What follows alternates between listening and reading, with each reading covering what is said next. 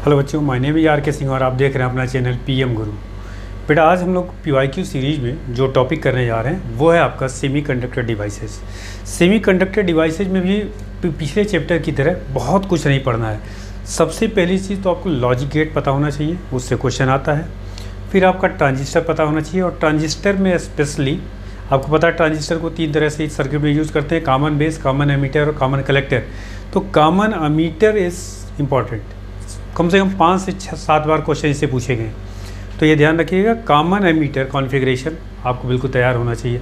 और फिर छोटी छोटी चीज़ें आपका कि पीएन जंक्शन डायोड कैसे बनता है, डिप्लेशन लेयर पे सवाल होंगे, लाफ मास एक्शन पे सवाल होंगे, लेकिन मेन पोर्शन ये है आपका। ठीक है, तो चलिए स्टार्ट करते हैं और आपको फिर बताते हैं कि क्वेश्चन कौन कौन से इंपॉर्टेंट हैं। और पहला ही क्वेश्चन 2006 में लॉजिक गेट से आया हुआ है। देखिए क्वेश्चन क्या है।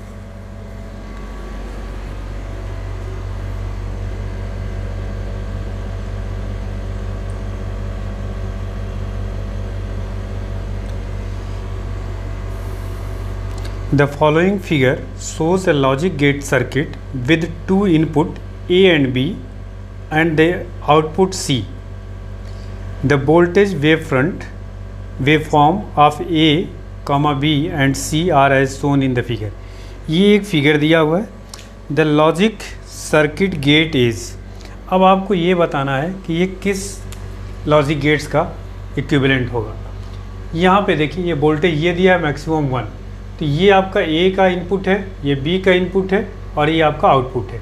तो यहाँ इनपुट देखिए ए का ये 1 है आपका, इसके करस्पॉन्डिंग आप देखिए यहाँ पे आप डॉटेड लाइन समझने के लिए कर सकते हैं इसको, ये 1 और आउटपुट भी आपको क्या मिला है 1। तो इनपुट 2 आपने 1 और 1 दिया और आउटपुट आपको क्या मिला 1 मिला। यहाँ देखिए फिर आपका ये अगला क्या है, ये है 0, ये आपका है 1 और यहाँ है आपका 0। फिर आप देखिए यहाँ पे इसको भी डॉटेड लाइन कर लीजिए ताकि आपके लिए आसान रहे समझ पाना। यहाँ पे आपका क्या है 1, यहाँ क्या है 0, यहाँ पे आपका क्या है 0 और फिर यहाँ पे क्या है आपका बेटा 0, ये आपका क्या है 0 करस्पॉन्डिंग और ये आपका क्या है 0। ठीक, तो यहाँ से और फिर आपका क्या हो गया 1 1 और 1। ज़रा देखिए इसका ट्रुथ टेबल क्या बन रहा है, ए बी और सी बनाइए आप। तो ए का इनपुट क्या है 1 1, फिर आउटपुट क्या दिख रहा है 1, फिर आपका क्या है यहाँ 0, बी का क्या है 1 और सी में इनपुट क्या मिला, आउटपुट क्या मिला 0। फिर यहाँ से आपका अगला क्या है बेटा 1 0 0 1 0 0 और लास्ट आपका 0 0 0 0 0 और 0। ये किसका ट्रुथ टेबल है ये आपको पता होना चाहिए। ठीक है, तो ट्रुथ टेबल आप देख करके बता सकते हैं ये कि ये आपका ऑप्शन में एंड गेट का है। ठीक है, ये एंड गेट का ट्रुथ टेबल है, तो इसका मतलब कौन सा ऑप्शन हो जाएगा, first option is correct option. तो इसको देख करके ट्रुथ टेबल बनाइए और फिर आप चेक कर लीजिए। और हर गेट का, एंड गेट का, नैंड गेट का, आर गेट का, नार गेट का, सबका आपका ट्रुथ टेबल पता होना चाहिए। ठीक है,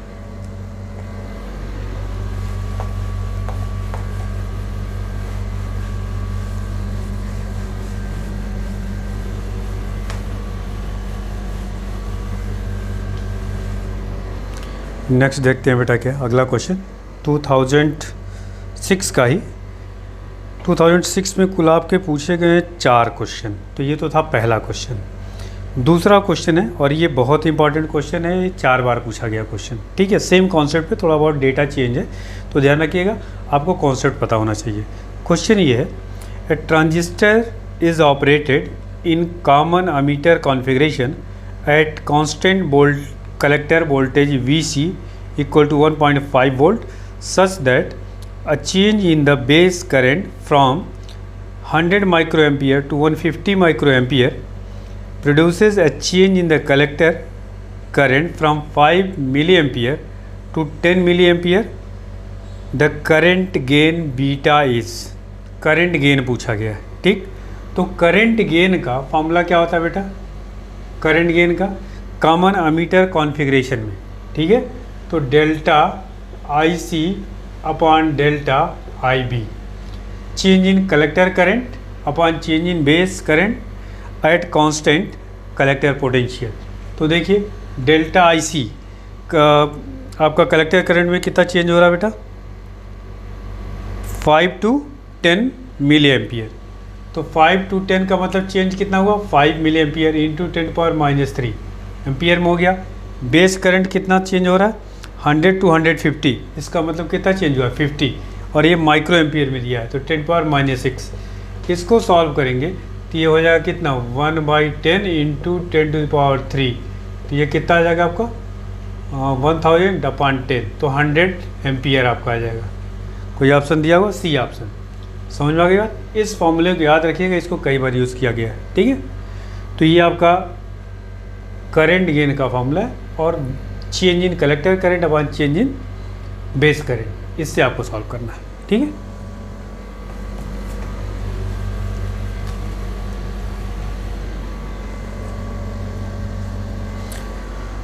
अगला क्वेश्चन है बेटा, बहुत ही आसान है। अब forward bias diode is, forward bias में क्या होता है बेटा, कोई भी डायोड जो पीएन जंक्शन आपका दे रखा है, ये कुछ फिगर ऐसे बना हुआ है, ये पी को रिप्रेजेंट करता है, और ये क्या होता है बेटा,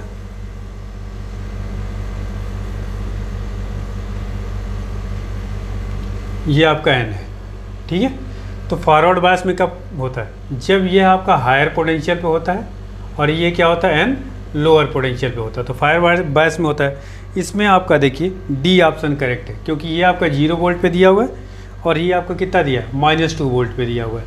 तो ये हायर पोटेंशियल पे है, ये क्या है, लोअर पोटेंशियल पे। इससे मत ये ध्यान रखिएगा, फॉरवर्ड बायस का ये मतलब नहीं होता कि ये पॉजिटिव पोटेंशियल पे हो और ये नेगेटिव पोटेंशियल पे हो। इसका मतलब ये होता है सिंपली ये हायर पोटेंशियल पे हो, और ये क्या होना चाहिए, लोअर पोटेंशियल पे। तो डी ऑप्शन आपका करेक्ट होगा, ठीक है। नेक्स्ट क्वेश्चन देखिए, the radius of germanium nuclide is measured to be twice the radius of beryllium, beryllium का डबल है। The number of nucleon in the germanium are, आपको पिछले चैप्टर में मैंने बताया था रेडियस कैलकुलेट करने का फॉर्मूला, R = R0 A⁻⁴। तो यहाँ दो का कंपेयर करना, जर्मेनियम और बेरिलियम का। तो इसका मतलब R1/R2 = आप लिख सकते हैं A1/A2 पावर 1/3। R1 कितना दे रखा बेटा, the radius of germanium is measured to be 2 times of beryllium, beryllium का जितना भी है उसका डबल है। तो बेरिलियम को मान लेते हैं R, तो जर्मेनियम का कितना हो जाएगा, 2R, ठीक है। और बेरिलियम का फिर आपका ये कितना हो जाएगा, देखिए दिया हुआ B4B9, तो ये आपका 9 हो जाएगा, 9, और इसका मान लीजिए जिसका कैलकुलेट करना पावर 1/3, ये R कैंसिल हो गया, तो यहाँ से आ जाएगा 1/2 = 9/A⁻⁴। Cubing both the side, दोनों साइड में क्यूब करेंगे तो इधर 1/8 हो जाएगा, इधर जाएगा 9/8, तो A = क्या आ जाएगा आपका बेटा, 72। देखिए कोई ऑप्शन दिया होगा, D option is correct option, ठीक है। तो ये पिछले चैप्टर में ऐसे क्वेश्चन आपको बताए गए थे। ये फॉर्मूला है रेडियस कैलकुलेट करने के लिए न्यूक्लियस का, R = R0, ये R0 कांस्टेंट होता है जिसकी वैल्यू होती है 1.2 फर्मी, ठीक है। खैर उसकी ज़रूरत आपको पड़ती नहीं है, हर जगह ऐसे क्वेश्चन आते हैं कि ये R0 की ज़रूरत कांस्टेंट की पड़ती नहीं है, ये कैंसिल हो जाता है। नेक्स्ट क्वेश्चन देखते हैं बेटा, अगला क्वेश्चन 2007 का है, वो भी लॉजिक गेट से। The following circuit, the output y for all the possible input A and B is expressed by the truth table. इसमें आपको ट्रूथ टेबल को, कौन सा ट्रूथ टेबल करेक्ट होगा वो आपको बताना है। फिगर देखिए क्या है, इस फिगर को ध्यान से समझिए।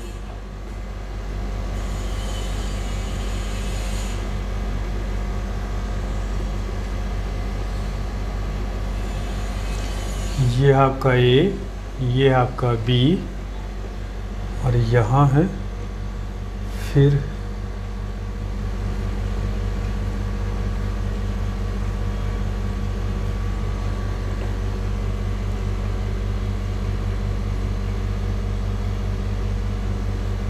ये है आपका Y, ठीक। अब ध्यान दीजिए, आपको ट्रूथ टेबल A और B इनपुट दिया हुआ है, ये A और B इनपुट दे रहे हैं, तो मान लीजिए इसका आउटपुट को सपोज कर लेते हैं हम लोग X यहाँ पे, और ये जो एक्स इसका आउटपुट आएगा वो इसमें क्या है, इनपुट का काम करेगा। तो फाइनल रिजल्ट वाई क्या आएगा, देखिए इसको समझिए। ये है आपका एक्स, ये कौन सा गेट है आपका, देखिए इसको, नार गेट है ये, ठीक है।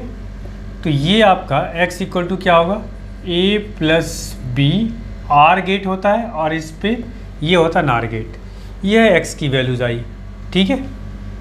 इस x की वैल्यूज़ को फिर आप ये इसमें इनपुट दे रहे हैं दोबारा, तो y इक्वल टू क्या आएगा बेटा, a प्लस बी नॉट, और इसका फिर एक बार आप ये यूज़ करेंगे तो ये आपका आएगा a प्लस बी नॉट। तो इसका मतलब final result y equal to क्या है, a प्लस बी। और a प्लस बी किसका होता है, कौन से गेट का सिंबल होता है, ये होता है आपका आर गेट, इसका मतलब होता है आर गेट। तो फाइनल रिजल्ट क्या है, आर गेट का। अब आर गेट का ट्रुथ टेबल आपको पता होना चाहिए कि क्या होता है। देखिए क्या होता है, ए बी और ये आपका फाइनल रिजल्ट आई, ठीक। कितने ऑप्शन होते हैं आपके, 1 2 3 4, 0 0, फिर 0 1, 1 0 और 1 1, ठीक है। ये इनपुट है और भी आउटपुट क्या आएगा बेटा, यहाँ 0 आएगा, यहाँ क्या आएगा 0 आएगा, यहाँ क्या आएगा 0 आएगा और यहाँ क्या आएगा 1 आएगा। अब देखिए कोई ऑप्शन दिया होगा इसमें,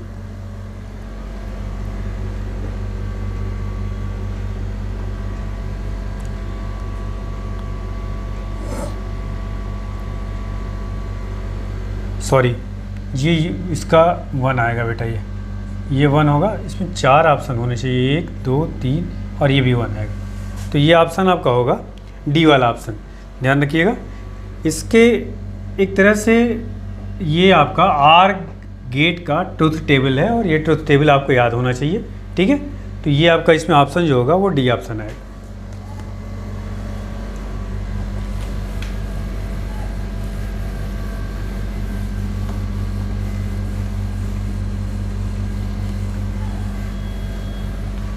अगला क्वेश्चन देखते हैं बेटा क्या है, 2007 का ही question. A common emitter amplifier has a voltage gain of 50 and input impedance of 100 ohm and output impedance 200 ohm. The power gain of the amplifier is, power gain पूछा गया है, ठीक। पावर गेन को हम लोग ऐसे लिखते हैं ए पी, ये आपसे पूछा जा रहा है।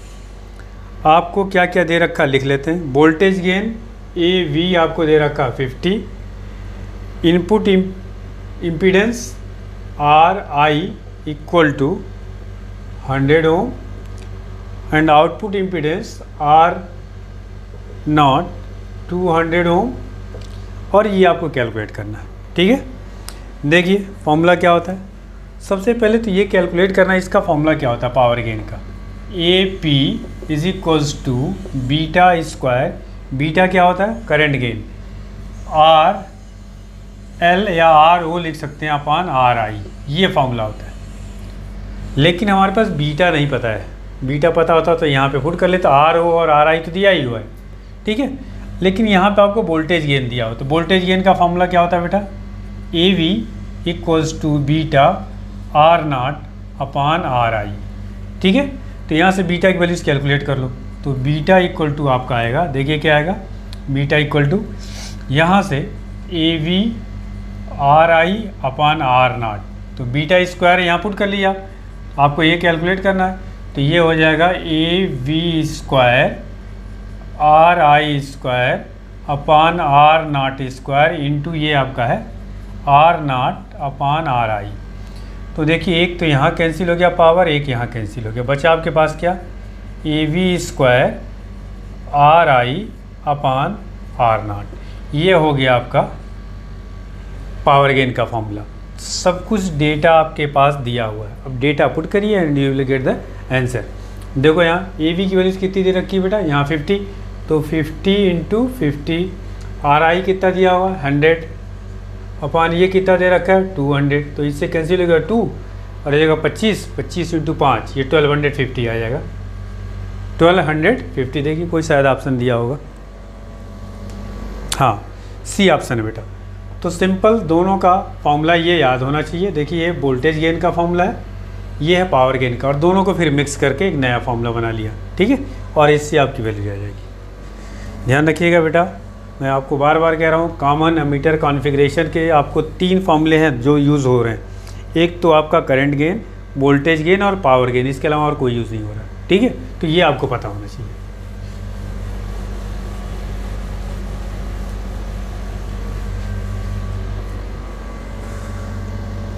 अगला जो क्वेश्चन है इसमें,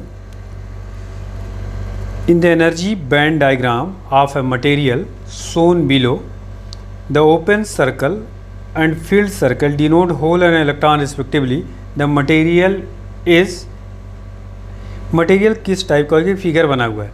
तो देखिए जो नीचे वाला पोर्शन है उसमें जो हॉलो सर्किल है ये इस तरह से बना हुआ है, ये होल को रिप्रेजेंट कर रहा है, और जो डार्क सर्कल है ऐसे, ये आपको इलेक्ट्रॉन को रिप्रेजेंट कर रहा है, इलेक्ट्रॉन। बात समझ में आ गई।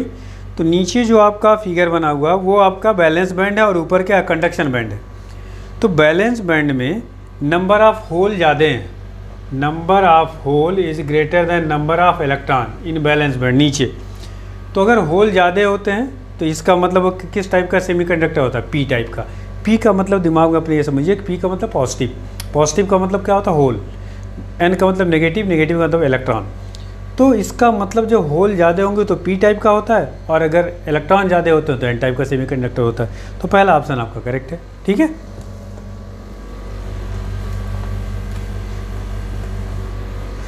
अगले क्वेश्चन की तरफ बढ़ते हैं बेटा। नेक्स्ट क्वेश्चन है, a voltage gain of an amplifier 2 electron volt, energy gap 2 electron volt दे रखा है। The minimum frequency of the radiation that can be absorb by the material is nearly. थोड़ा सा कॉन्सेप्ट आपको फोटो इलेक्ट्रिक इफेक्ट वाला भी पता होना चाहिए। जो रेडिएशन इस पर गिर रहा है उसकी एनर्जी कितनी होगी, एच न्यू, ठीक। और जो एनर्जी गैप दे रखा है आपका वह 2 इलेक्ट्रॉन वोल्ट दे रखा है। तो एनर्जी गैप जो है that is equal to energy of radiation is equals to energy gap. ये होगा तभी जो है वहाँ से रेडिएशन जो मटेरियल से जो आपका ये फोटो डायोड है तभी ये वर्क करेगा, ठीक है। तो एनर्जी गैप तो आपको दे रखा है 2 इलेक्ट्रॉन वोल्ट, और एनर्जी ऑफ रेडिएशन कितना होता है, एच न्यू, ठीक है। आपसे न्यू पूछा जा रहा है, तो ये इलेक्ट्रॉन वोल्ट में ध्यान रखिएगा। तो आप यहाँ से न्यू इक्वल टू 2, इसको जूल में कन्वर्ट कर लिए, 1.6 इंटू 10⁻⁻19, और एच नीचे इसकी वैल्यूज कितनी थी, 6.6 इंटू 10⁻34 JS। इसको सॉल्व करेंगे फ्रीक्वेंसी को, तो ये आपका आएगा 5 इंटू 10⁻14, 5 इंटू 10⁻14, ये हर्ट्स में आएगा। ध्यान ये रखना है बेटा कि जो भी फोटो डायोड है उस पर जो लाइट गिरेगी उसकी जो एनर्जी है वह हमेशा एनर्जी गैप से ज़्यादा होना चाहिए। मिनिमम तो बराबर ही होना चाहिए, उससे ज़्यादा होगा तभी वहाँ से इलेक्ट्रॉन निकलेंगे, ठीक है। तो ये energy of radiation H new होता है, या इसको ज़रूरत पड़ेगी SC/λ भी लिख सकते हैं। और इस पर एक बार और क्वेश्चन पूछा गया, वहाँ पे वेवलेंथ पूछा गया, तो इसको क्या लिख सकते हैं, SC/λ। तो यहाँ रेडिएशन हो गया, एनर्जी गैप इक्वल कर देंगे, और ये आपका चूँकि ये इलेक्ट्रॉन वोल्ट में है और एच की वैल्यू ये जो होती है जूल सेकेंड में होता है, तो इसको हमने पहले जूल में कन्वर्ट कर लिया, मल्टीप्लाई कर लिया और फिर डिवाइड किया, ये frequency of the incident radiation आ गया, ठीक है। चलिए आगे बढ़ते हैं नेक्स्ट क्वेश्चन की तरफ। अगला क्वेश्चन है इसमें बेटा, ये तो था 2008 का क्वेश्चन। नेक्स्ट क्वेश्चन फिर आपका लॉजिक गेट से ही है। एक circuit diagram, the circuit is equivalent to, ये आपको सर्किट दे रखा है, और इस सर्किट को सिंप्लीफाई, पहले तो आपको नार गेट दे रखा है ना। देखिए ये फिगर ऐसे दिया हुआ है,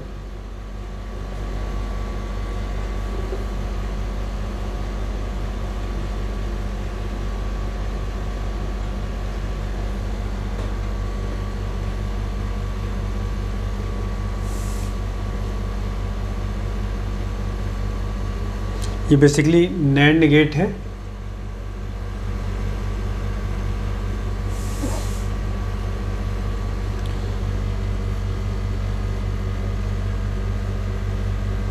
ये आपका नॉट है, ये आपका क्या दिया है बेटा, नॉर गेट, ठीक है। ये आपका ए है, ये आपका बी है, ठीक। तो ये नॉर गेट कैसे बनता है, or gate plus not gate. तो ये आपका इसके आउटपुट को कुछ लिखा हुआ नहीं लिखा हुआ, चलिए इसके आउटपुट को यहाँ मान लेते हैं y1।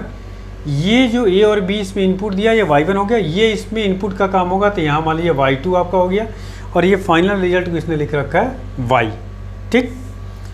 अब देखिए ध्यान से, तो यहाँ से y1 की वैल्यूज़ क्या होगी, a प्लस बी नॉट, ठीक।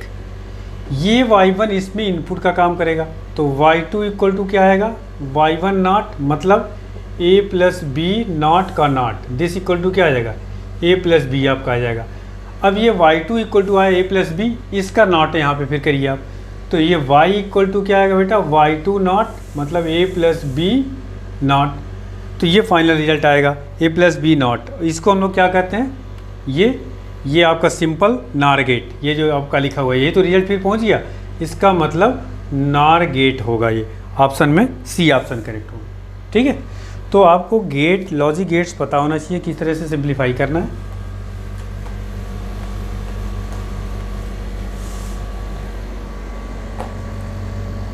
अगला क्वेश्चन है बेटा, अभी आपको एक क्वेश्चन इसके पहले बताया था, वही सेम टाइप का रिपीट हो रहा। अब PN photodiode is fabricated from a semiconductor with a band gap या energy gap of 2.5 electron volt. It can detect a signal of wavelength. wavelength पूछा जा रहा है। तो अभी आपको बताया है इंसिडेंट रेडिएशन का जो एनर्जी होगा वह क्या होगा, h nu. This equal to क्या होता है, एनर्जी गैप। एनर्जी गैप कितना दे रखा है, 2.5 इलेक्ट्रॉन वोल्ट।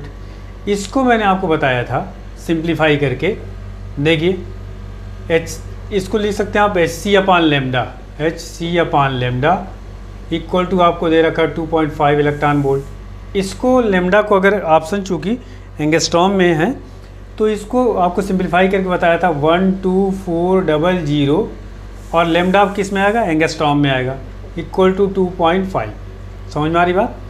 यहाँ से लेमडा की जो वैल्यूज़ आएगी 12400 अपान 2.5, ये वैल्यूज आएगा सिंप्लीफाई करने पर 4960 शायद आएगा, ये 4960 एंगस्ट्रॉम आएगा बेटा, ठीक है। लेमडा की वैल्यूज़, इसको डिवाइड कर लिया जाए, चलो ये आएगा लगभग ये 5/2, तो 2 ऊपर आ जाएगा, 12400 अपान 5, तो इसको आप कर सकते हैं 2 इंटू 5 से डिवाइड करो, 5 दूना 10, 2 24, 5 चौका 20 और 5 अट्ठे 40 ही आएगा। इसको मल्टीप्लाई करोगे तो 0 अट्ठे 16, 2 चौका 8 9, 2 दूना 4, ठीक है, 4960 एंगस्ट्रॉम आएगा बेटा। दिस इज आपको पता है कि E इक्वल टू ये होता है H new by lambda. Energy ज़्यादा होगी तब तो इलेक्ट्रॉन निकलेंगे, कम होगी तो नहीं निकलेंगे। यह मतलब ये तब का केस है, ये मैक्सिमम होना चाहिए। तो इसका मतलब लेमडा की ये जो वैल्यूज़ है क्या है, ये मिनिमम आई है लेमडा। तो इतना ये जो वैल्यूज़ है आपका ये इस केस में ही इलेक्ट्रॉन का इमिशन होगा, ठीक है। तो लेमडा की ये कम से कम वैल्यूज़ है ये, तब ये मैक्सिमम वैल्यूज़ निकलेगी। आपको दे रखा है, देखिए इससे कम होगा, अगर लेमडा की वैल्यूज़ कम करेंगे तो एनर्जी और बढ़ेगी। तो इससे कम आपका 4000 एंगस्ट्रॉम दे रखा है, ये आपने 4960 एंगस्ट्रॉम निकाला है, ठीक है। इससे कम होगा तो एनर्जी क्या होगी, ज़्यादा होगी। ये तो आपकी वैल्यूज़ वो आई लिमिटिंग सिचुएशन में, तो इसका मतलब जो आपका ऑप्शन होगा 4000 एंगस्ट्रॉम होगा। कारण कि ये वेवलेंथ से कम होगी अगर वेवलेंथ, तो एनर्जी क्या हो जाएगी, बढ़ जाएगी, तो इलेक्ट्रॉन निकलेंगे। अगर इससे कम हम इससे ज़्यादा कर देंगे ये वैल्यूज़, तो इलेक्ट्रॉन का एमिशन नहीं होगा, ये बढ़ जाएगा तो ये क्या हो जाएगा, कम हो जाएगा। और इंसिडेंट फोटोन की एनर्जी अगर कम हो जाएगी तो वहाँ से इलेक्ट्रॉन का एमिशन नहीं होगा, वह आपका जो फोटो डायोड है वो वर्क नहीं करेगा, ठीक है।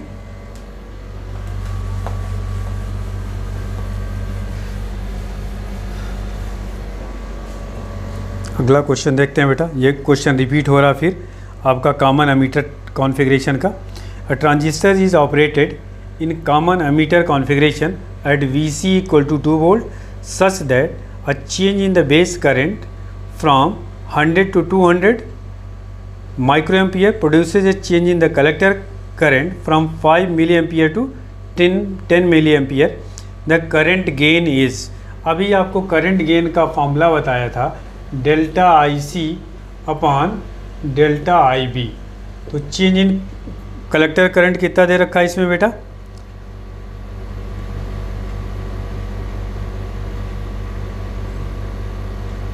सच दैट द बेस करंट तो आपको दे रखा है इतना, और कलेक्टर करंट 5 से 10 मिली एम्पियर. तो 5 से 10 चेंज हुआ है, तो इसका मतलब 5 × 10⁻³ अपॉन इधर हो गया 100 से 200, तो ये हो गया आपका कितना 100 हो गया. और ये माइक्रो एम्पियर में दे रखा है, तो इसको एम्पियर में कन्वर्ट कर लीजिए. तो ये आपका कितना आ जाएगा, ये इससे कैंसिल हो गया, तो आपका आ गया 1/20 × 10⁻³. इसका मतलब इसको 1000 कर लेंगे, 0 कैंसिल हो जाएगा और ये जाएगा 50. बीटा की वजह से कोई ऑप्शन दिया हुआ 50, डी ऑप्शन है करेक्ट. ठीक है. तो क्वेश्चन में कैलकुलेशन भी बहुत टेढ़ा नहीं है बेटा, आपको सिंपली फॉर्मूले याद होने चाहिए और क्वेश्चन आप आसानी से कर सकते हैं. अब ये क्वेश्चन रेडियोएक्टिविटी का बेसिकली है. The number of beta particle emitted by a radioactive substance is 2 times the number of alpha particle by it. The resulting daughter is an, option दे रखा है कि इसमें कौन सा सही होगा. अल्फा पार्टिकल जितना निकलना है उसका डबल क्या निकलना है, बीटा पार्टिकल. तो मान लीजिए ये कोई एलिमेंट था ZA, यहाँ से एक अल्फा पार्टिकल निकालिए, तो यहाँ पे क्या आ जाएगा बेटा, Z-2 हो जाता है. यहाँ पे कितना हो जाता है, A-4. अब बीटा पार्टिकल इसका डबल है, इसका मतलब 2 बीटा पार्टिकल यहाँ से निकाल दीजिए. ठीक है. तो आपको पता है बीटा पार्टिकल से इस एटॉमिक वेट पे कोई फ़र्क नहीं पड़ता मास नंबर पे, और यहाँ पे इंक्रीमेंट हो जाएगा 2 का, तो ये हो जाएगा Z, यहाँ क्या आ जाएगा A-4. अब ध्यान दीजिए ये जो प्रोडक्ट है और ये आपका जो इनिशियल है, आपसे पूछा गया डॉटर और पेरेंट्स न्यूक्लियाई में क्या रिलेशन होगा. देखिए यहाँ ये पेरेंट न्यूक्लियाई क्या है XZA और डॉटर न्यूक्लियाई क्या है XZA-4. ठीक है. तो इसमें ऑप्शन आपको दे रखा आइसोबर्स, आइसोमर, आइसोटोप्स एंड आइसोटोन. ठीक है. तो आइसोटोप होगा, क्यों, क्योंकि Z जब इक्वल होता है, ये एटॉमिक आपका नंबर इक्वल होता है, तो हम उसको क्या कहते हैं, आइसोटोप. ठीक है. तो ये डी ऑप्शन इसका करेक्ट होगा. अब आपको पता होना चाहिए आइसोटोप किसको कहते हैं, आइसोबर किसको कहते हैं.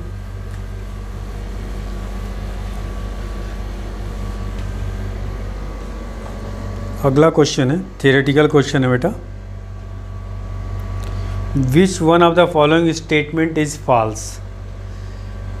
बी ऑप्शन आपका गलत है. Majority carrier in N type semiconductor are holes. आपको अभी थोड़ी देर पहले मैंने बताया था एन टाइप का सेमीकंडक्टर है, तो उसमें जो मेजॉरिटी चार्ज कैरियर होता है वो नेगेटिव होता है. एन टाइप में हमेशा नेगेटिव ध्यान रखिएगा, और इसका नेगेटिव मतलब इलेक्ट्रॉन. और अगर पी टाइप है तो उसमें क्या होता है, पॉजिटिव होता है मेजॉरिटी चार्ज कैरियर, और माइनॉरिटी क्या होता है, ध्यान रखिएगा. पी टाइप में मेजॉरिटी चार्ज कैरियर होल होता है, माइनॉरिटी चार्ज कैरियर इलेक्ट्रॉन होता है.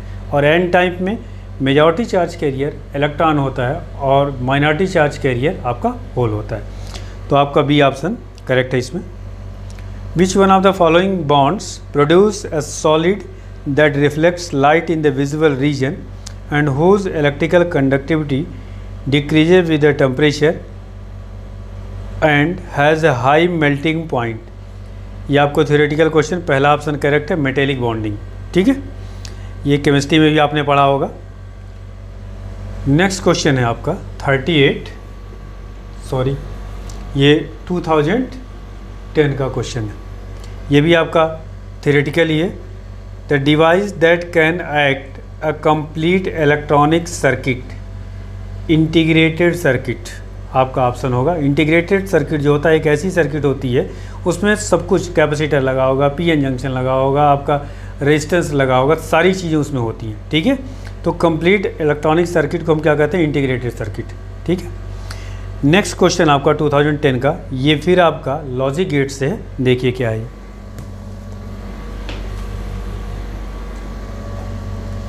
एक फिगर दे रखा है आपका,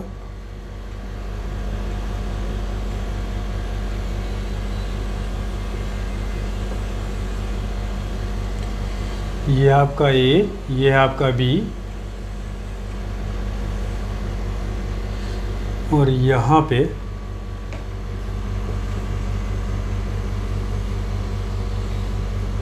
वाई दे रखा है। ये क्या है बेटा आपका एंड गेट है, ये फिगर पहचानिए, और ये क्या आपका आर गेट है। ठीक, यहाँ से एक और दे रखा है बेटा सी, ये डायरेक्ट यहाँ इनपुट है आपका इसमें, यहाँ से।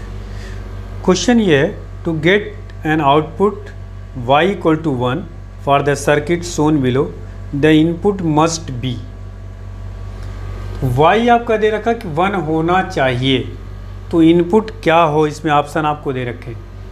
ये देखिए यहाँ जो इसका आउटपुट आएगा, मान लेते हैं इसको हम लोग x, तो ये क्या आएगा बेटा a प्लस बी, ये आएगा आपका।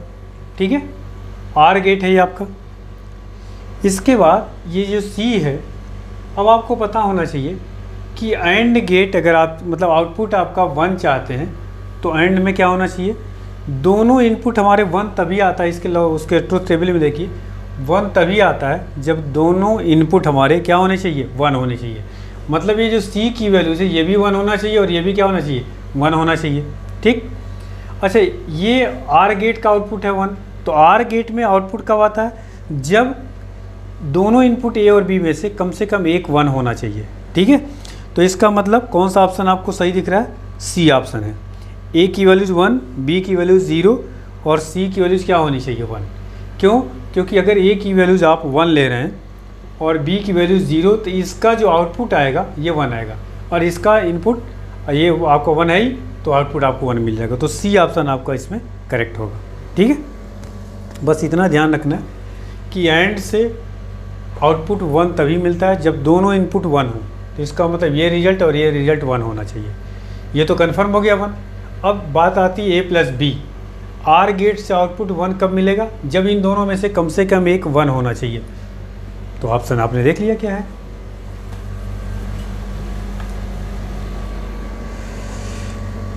अगला क्वेश्चन है बेटा, common ammeter, A transistor is operated in common emitter configuration. Same question repeat हो रहा है फिर। VC equal to 2 volt such that the change in the base current is 100 to 300 microampere produces change in the collector current 10 milliampere to 20 milliampere। तो current gain आपसे पूछा जा रहा है, तो करंट गेन का भी फॉर्मूला बताया था बेटा, delta IC upon delta IB। इस क्वेश्चन में आपको IB कितना दे रखा है और IC कितना दे रखा है। बेस करंट में तो 100 दे रखा है माइक्रो एम्पियर, और ये 10 दिया है मिली एम्पियर, तो ये हो गया 10 इंटू 10⁻³ अपॉन यहाँ आ गया 200 इंटू 10⁻⁻6, ये 200 दे रखा डिफरेंस, तो ये आपका आ जाएगा यहाँ से 50। ठीक है, बहुत ही आसान क्वेश्चन, ये क्वेश्चन बार बार रिपीट हो रहा है, 3 से 4 बार हो चुका। ठीक है, तो ये आपको करंट गेन का फॉर्मूला याद होना चाहिए, ताकि कई बार आपका क्वेश्चन जो रिपीट किया गया वो आप कर पाएँ। अगला क्वेश्चन थियोरेटिकल है, the forward biasing of P N junction. Forward biasing का मतलब क्या होता है, पी जो है हायर पोटेंशियल पे होना चाहिए और एन क्या होता है लोअर पोटेंशियल पे, या बैटरी अगर दिया हुआ ऑप्शन दिया हुआ तो पी आपको पॉजिटिव टर्मिनल से कनेक्ट होना चाहिए और एन क्या होना चाहिए नेगेटिव टर्मिनल से, तो C option is the correct. ठीक, अगला क्वेश्चन फिर आपका लॉजिक गेट से पूछा गया है, तो ये जो ऑप्शन होगा वो सी का होगा। ठीक, नेक्स्ट क्वेश्चन है बेटा, symbolic representation of 4 logic gates are shown as. सिर्फ आपको सिंबल पहचानना है, पहला वाला आर है, दूसरा एंड है, तीसरा नॉट गेट है और चौथा क्या है नैंड गेट है। ठीक है, तो ऑप्शन इसका क्या हो जाएगा, C option is correct option. Next question आपका है 2011 का, ये भी थियोरेटिकल है यार। A small amount of antimony is added to germanium crystal. Antimony क्या होता है बेटा, एंटीमनी को SB से रिप्रेजेंट करते हैं, ये आपका पेंटावैलेंट होता है, पेंटावैलेंट। ठीक, पेंटावैलेंट मिलाते हैं तो इसका मतलब आपने जो सेमीकंडक्टर जो इंट्रिंसिक सेमीकंडक्टर या प्योर सेमीकंडक्टर उसमें पेंटावैलेंट मिलाने का मतलब ये होता है आपने उसमें नंबर ऑफ़ इलेक्ट्रॉन ऐड कर दिया, ठीक है। तो ऑप्शन देखिए, there will be more free electron than hole in the semiconductor. जब भी आप पेंटावैलेंट मिलाएंगे तो आपको number of electron is higher than the number of hole. अगर आपने इसमें ट्राईवैलेंट मिलाया, तीसरा ग्रुप का मिलाया, तो उस केस में आपका number of hole is greater than number of electron हो जाएगा, ठीक है। तो बी ऑप्शन करेक्ट होगा इसका। नेक्स्ट क्वेश्चन बहुत आसान, ये भी दे रखा है। इन the figure diode which of the forward bias, सिर्फ आपको पहचानना है कि कौन सा इसमें फॉरवर्ड बायस है। और अभी आपको बताया फॉरवर्ड बायस का मतलब क्या होता है बेटा, ये होता है P, ये होता है N। फॉरवर्ड बायस का मतलब ये हायर पोटेंशियल पे होना चाहिए और ये क्या होना चाहिए, लोअर पोटेंशियल पे। तो पहचान लीजिए आपका, तो पहला ही आपका है, ठीक है। पहला आपका है एक तो फॉरवर्ड बायस में, और फिर आपका थर्ड वाला, इसका मतलब बी ऑप्शन करेक्ट होगा। C and A are in forward bias, सिर्फ आपको पहचानना है। देखिए पहले वाले में फिगर कुछ ऐसे दिया हुआ है, देखो यहाँ ये है फिगर ऐसे, यहाँ रेजिस्टेंस है, ये आपका 10 वोल्ट है, सीधे ही कर दे रहे हैं, 10 वोल्ट दिया है। और ये वाला कितना दिया आपको बेटा, 5 वोल्ट।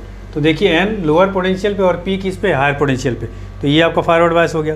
इसी तरह C वाला ऑप्शन भी क्या होगा, फॉरवर्ड बायस पे होगा। तो बी ऑप्शन करेक्ट हो जाएगा, ठीक है। अगला क्वेश्चन देखते हैं।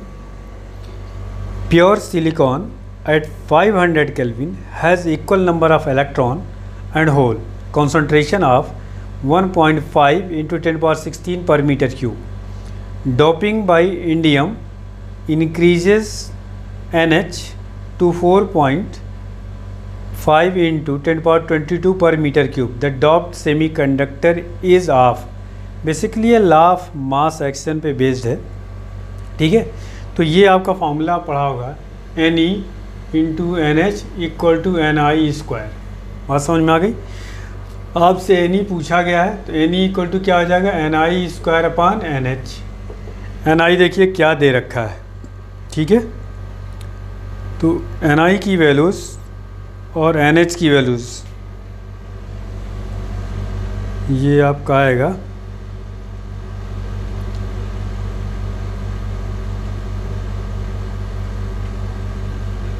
Ni आपको दिया हुआ है 1.5 × 1.5 × 10 हो जाएगा 16 × 10⁻16 अपॉन NH कितना दिया हुआ है 4.5 × 10⁻22।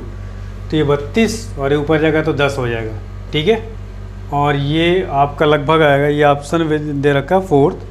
Ne = आपका आएगा 5 × 10⁹ पर मीटर क्यूब, ये हो जाएगा यानी।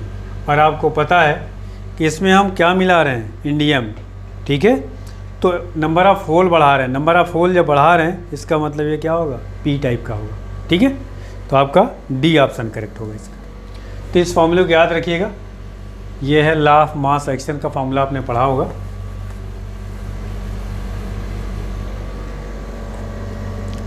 अगला क्वेश्चन बहुत ही आसान है, हालांकि ये करंट इलेक्ट्रिसिटी में आप ऐसे क्वेश्चन किए हुए हैं। Zener diode having break down voltage equal to 15 volt is used in a voltage regulator circuit shown in the figure. The current through the diode is, current पूछा जा रहा है डायोड में क्या होगा। ये एक फिगर दे रखा है,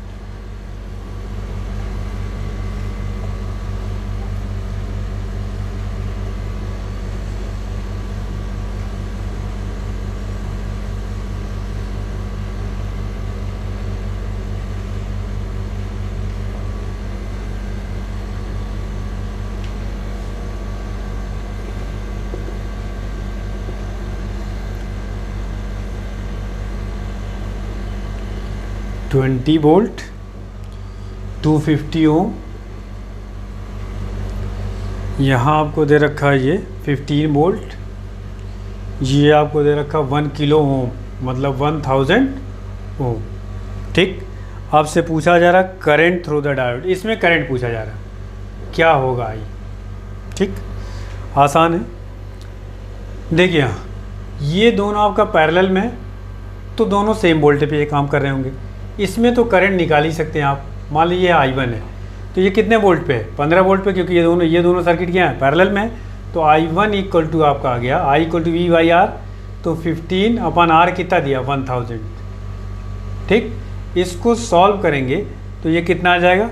15 × 10⁻³ एम्पियर, या कह सकते हैं 15 मिली एम्पियर। ठीक है, इसमें आ गया 15 मिली एम्पियर करंट। यहाँ पे देखिए, यहाँ पे इस पर 15 वोल्ट आया है, तो इस पर वोल्टेज ड्रॉप कितना होगा? टोटल कितना था? 20 वोल्ट। इसका मतलब ये 5 वोल्ट पे है। ठीक, इसमें करंट कैलकुलेट करिए टोटल। यहाँ पे करंट मान लीजिए I2 है, तो I2 इक्वल टू क्या हो जाएगा? V कितना है? 5, और ये हो गया 250। ठीक है, तो ये सॉल्व करेंगे तो कितना आएगा? 20 मिली एम्पियर। अब देखिए टोटल करंट यहाँ पे आई 20 मिली एम्पियर। इसमें गई कितनी? 15 मिली एम्पियर। तो इसमें कितनी जाएगी? 5 मिली एम्पियर। ऑप्शन देखिए D option is correct option. इसमें जो आएगी वो 5 मिली एम्पियर आएगी।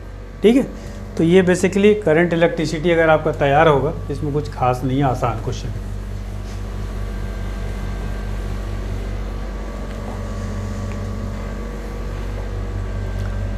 अगला क्वेश्चन देखिए बेटा, 2 ideal diodes are connected to a battery as shown in the circuit. The current supplied by the battery. Battery से करंट कितनी सप्लाई की जा रही है, ये पूछा जा रहा है। ठीक है, तो ये जो फिगर दे रखा है, चलिए मैं फिगर एक बार ड्रॉ कर देता हूँ।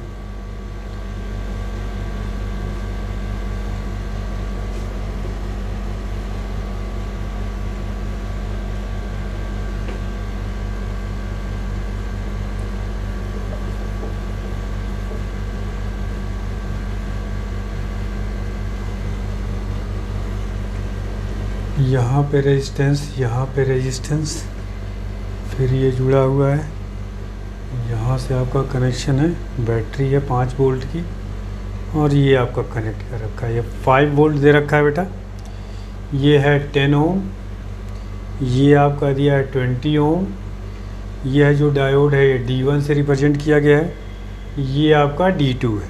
ठीक, ध्यान से देखिए, तो ये जो डायोड है पहला वाला, ये टर्मिनल बैटरी के पॉजिटिव से जुड़ा है, तो ये फॉरवर्ड बायस में है।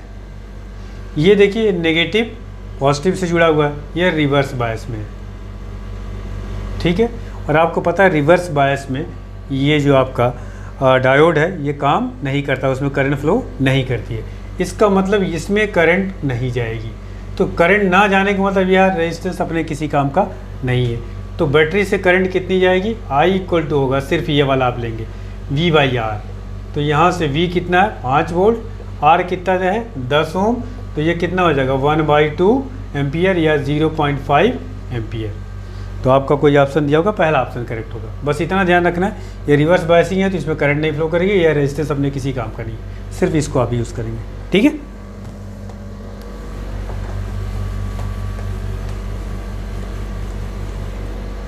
अगले क्वेश्चन को देखते हैं बेटा। फिर आपका repeated question, in C transistor amplifier the audio signal voltage across the collector resistance of 2 kilo Om is 2 volt. If the base resistance is 1 kilo Om and the current amplification of the transistor is 100, the input signal voltage is. आपको input signal voltage पूछा जा रहा है। ठीक है, चलिए सबसे पहले नोट करते हैं क्या क्या आपको दिया हुआ है। Audio signal voltage across the collector resistance is 2 volt. इसका मतलब आपको दे रखा है कलेक्टर पे जो वोल्टेज दे रखा है VC इक्वल टू 2 वोल्ट, और रेजिस्टेंस कितना दे रखा है? 2 kilo ohm. VC equal to 2 × 10⁻³ ohm. If the base resistance is 1 kilo ohm, base resistance आपको दे रखा है, सॉरी ये आपका RC होगा, बेस आपका दिया हुआ है। इफ द बेस रेजिस्टेंस आपका बी दे रखा है 1 किलो मतलब 1000 ohm, 1 into 10³ ohm, and the current amplification of the transistor is, ये करंट एम्पलीफिकेशन बीटा, ये आपको 100 दे रखा है। ठीक है, इनपुट सिग्नल आपसे पूछा जा रहा है। इनपुट सिग्नल का मतलब क्या होगा बेटा, ये होगा कॉमन एमीटर ट्रांजिस्टर, आपको बताया गया है। देखिए पहले तो कॉमन एमीटर में बीटा इक्वल टू क्या बताया गया था बेटा, आई सी अपान आई बी। तो आई सी क्या होगा, करंट है, तो इसको वी सी अपान क्या लिख सकते हैं, आर सी अपान ये क्या हो जाएगा, V B upon R B. इसको थोड़ा सॉल्व करिए तो हो जाएगा, sorry, V C upon R C into R B upon V B, ये हो गया बीटा। तो यहाँ हमें वी बी चाहिए, देखिए क्या कैलकुलेट करना है, वी वी, तो ये आपका हो जाएगा V B equal to V C R B upon R C beta. ठीक, अब आपको सारी वैल्यूज़ पुट कर दीजिए। वी सी कितना दे रखा है 2, आर बी कितना दे रखा है 10⁻3, आर सी कितना दे रखा है 2 इंटू 10⁻3, 2 इंटू 10⁻3, बीटा कितना दे रखा है बेटा 100। तो ये यहाँ कैंसिल, ये यहाँ कैंसिल, 1/100 आ रहा है। ये कोई रिजल्ट दिया हुआ क्या,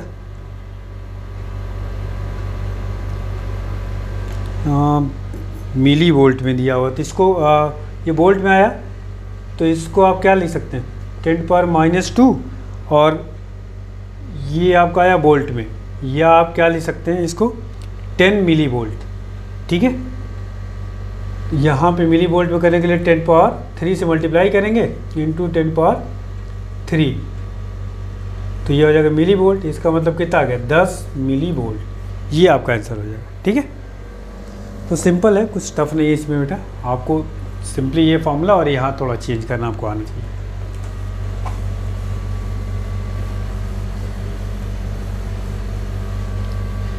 ये चैप्टर बेटा काफ़ी आसान है, इसलिए मैंने आपसे बार बार कहा था मॉडर्न फिजिक्स तो आपको बिल्कुल छोड़ना नहीं है। अगली क्लास में ये ख़त्म हो जाएगा टॉपिक आपका, फिर हम लोग ऑप्टिक्स में देखते हैं, पहुँचते हैं। ठीक है, तो ऑप्टिक्स करेंगे, उसके बाद कोई और टॉपिक उठाएंगे। अगला क्वेश्चन ये भी थियोरेटिकल है। C and Si both have same lattice structure having 4 bonding electron in each. However, C is insulator and Si is intrinsic semiconductor. This is because C और Si की बात कर रहा है, कार्बन और सिलिकॉन। सिलिकॉन सेमीकंडक्टर है, आपका पता है सेमीकंडक्टर, और कार्बन के लिए क्या कहा है, ये आपका इंसुलेटर है। इसका रीजन क्या है, जबकि दोनों के आउटर मोस्ट ऑर्बिट में क्या है 4 इलेक्ट्रॉन है। फ़र्क क्या है, इसके जो 4 इलेक्ट्रॉन है सेकेंड ऑर्बिट में, और इसके जो 4 इलेक्ट्रॉन हैं, है ना, SI के केस में ये थर्ड ऑर्बिट में। तो थर्ड ऑर्बिट वाला जो है ये सेमीकंडक्टर की तरह बिहेव करता है, और ये क्या है आपका इंसुलेटर की तरह, क्योंकि बाहर जितने ही जो इलेक्ट्रॉन होंगे बाहर के ऑर्बिट में होंगे उतने उसको निकालना क्या होगा, आसान होगा। अगला क्वेश्चन क्या है, ये ग्राफ दिया बेटा, transfer characteristic output voltage versus input voltage for a base bias transistor in CE configuration is shown in the figure. For using transistor as a switch it is used. ये graph दिया बेटा, ये graph ध्यान दीजिएगा, इस पर question जो पूछा गया है वो आपका ये है V0, इधर आपका दिया है VI। ठीक है, और ये ग्राफ कुछ ऐसे दे रखा है।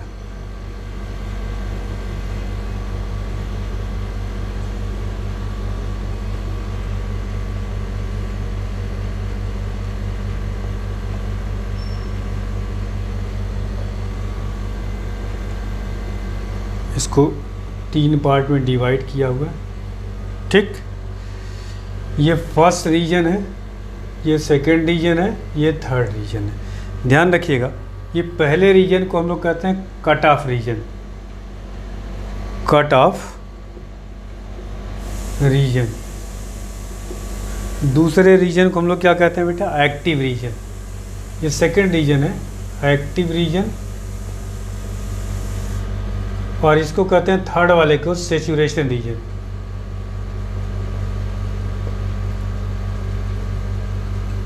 अब इसमें समझने वाली चीज़ ये है बेटा,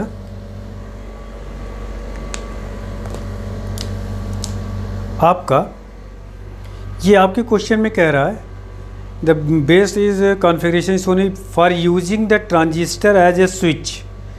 अगर हम ट्रांजिस्टर को स्विच की तरह यूज़ करते हैं तो ये याद रखिएगा, पहला और तीसरा मतलब कट ऑफ रीजन और सैचुरेशन रीजन में ही हम ट्रांजिस्टर को रखेंगे। तो स्विच के लिए क्या है, फर्स्ट और थर्ड रीजन, फर्स्ट और थर्ड। और अगर हम इसको एम्पलीफायर की तरह यूज़ करना चाहते हैं तो आप एक्टिव रीजन में यूज़ करेंगे। एम्पलीफायर के लिए याद रखिए, हालांकि ये क्वेश्चन में पूछा नहीं गया है, तो आपका ये सेकेंड रीजन या इसको क्या नाम दिया गया, एक्टिव रीजन। ठीक है, the transistor is use in active region for the amplifier and cut off region and saturation region for the switch. ठीक है, तो ये ध्यान रखना आपको। ये आपका था 2012 का क्वेश्चन। तो आज की क्लास बेटा यहीं पे ख़त्म करते हैं। अगली क्लास में बाकी क्वेश्चन जो हैं 2020 तक के कंप्लीट कराऊंगा। अब आपको समझ में आ गया होगा कि इसमें किस तरह के प्रॉब्लम्स आ रहे हैं। ठीक है, तो ये आपकी तैयारी होनी चाहिए बेटा अच्छे से। मॉडर्न फिजिक्स तो बिल्कुल छूटना नहीं चाहिए। ठीक है, और इस साल भी ज़्यादा से ज़्यादा क्वेश्चन इसी से आने के चांस। ठीक, थैंक यू।